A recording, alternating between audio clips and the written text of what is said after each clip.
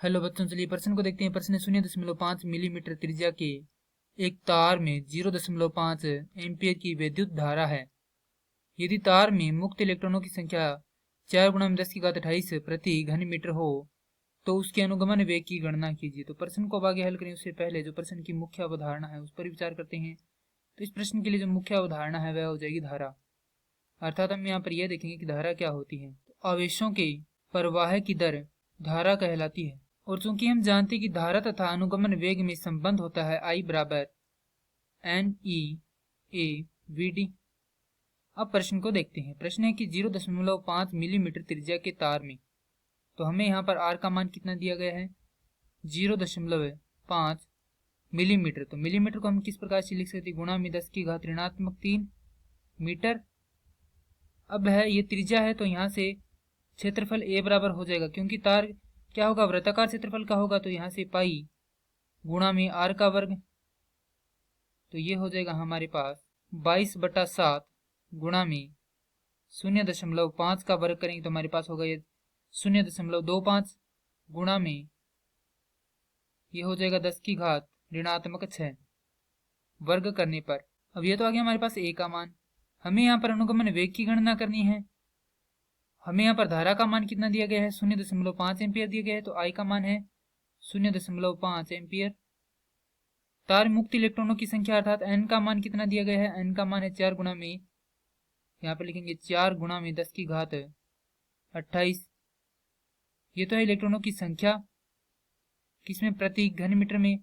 तो उसके अनुगमन वेग VD की हमें गणना करनी है, तो हमें यहाँ पर मान निकालना है VD का। तो जैसा कि हम देख ही चुके हैं कि यहाँ पर I धारा है, अन्य इलेक्ट्रॉनों की संख्या, E यहाँ पर इलेक्ट्रॉन का आवेश है, तो यहाँ से E का मान हो जाएगा 1.6 गुणा में 10 की घात ऋणात्मक 19 कूलम, क्योंकि हम जानते हैं कि इलेक्ट्रॉन पर आवेश का मान कितना होता है, इतना ही होता है। अब उसके बाद यहाँ पर A है क्षेत्रफल जिसका मान हमने यहाँ पर निकाल लिया है, VD है यहाँ पर अनुगमन वेग जिसका मान हमें निकालना है। तो यहाँ से हम VD बराबर करेंगे तो हमारे पास आएगा I बटा में NEA। अब चूंकि हमारे पास सभी मान है तो रख देंगे। I का मान है 0.5 संपूर्ण के भाग में, N का मान है 4 गुणा में 10 की घात 28 गुणा में E का मान है 1.6 गुणा में 10 की घात ऋणात्मक 19 गुणा में A का मान है हमारे पास 22/7 गुणा में 0.25। इसको हम लिख सकते हैं 1/4 गुणा में 10 की घात ऋणात्मक 6। तो यहाँ से हम देखें तो 4 से 4 कट जाएगा। हल करेंगे तो हमारे पास यहाँ पर आएगा VD बराबर 0.5 गुणा में 7, क्योंकि यहाँ पर जो भाग में 7 है वो किधर चला जाएगा, ऊपर चला जाएगा, और संपूर्ण के भाग में यहाँ पर आएगा। अब यदि हम देखें तो यहाँ पर धनात्मक घात कितनी है, 10 की 28 है। ऋणात्मक घात देखें तो यहाँ पर 19 है और यहाँ पर कितनी है, 6 है।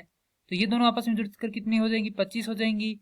और ऋणात्मक की 25 है और यहाँ पर धनात्मक की 28 है, तो घटाएंगे तो हमारे पास आएगा 10 की घात धनात्मक 3 गुणा में 1.6 गुणा में 22। अब यहाँ से इसको हल करेंगे तो हमारे पास आएगा 3.5 भाग में 10 की घात 3 गुणा में 1.6 गुणा में 22। तो यहाँ से VD का मान हमारे पास आ जाएगा 0.0994 गुणा में 10 की घात ऋणात्मक 3।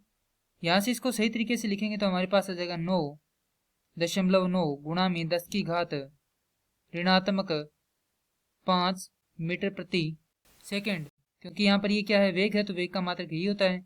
और ये हमारे प्रश्न का क्या है, उत्तर है। मैं आशा करता हूँ कि यह प्रश्न आपको समझ में आया होगा। धन्यवाद।